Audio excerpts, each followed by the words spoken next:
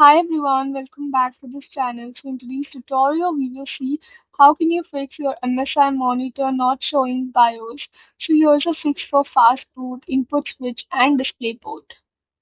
Fix 1. Check the display cable. Turn off your computer. Make sure the HDMI or DisplayPort cable is securely connected. If possible, try a different cable or DisplayPort. Turn the computer back on and check if the BIOS appears. Fix 2. Select the correct input source. Press the joystick or menu button on the monitor.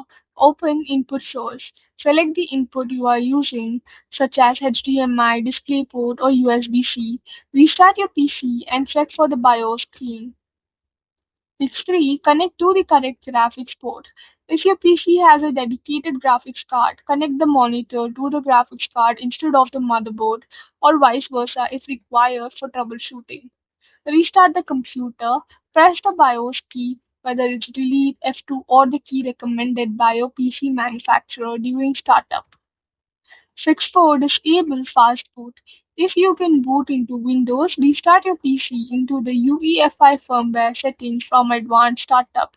Open the BIOS, disable fast boot, save the changes, and restart. Fix 5. Reset the monitor. Open the monitor settings menu, select reset or factory reset. Confirm the reset and start your computer.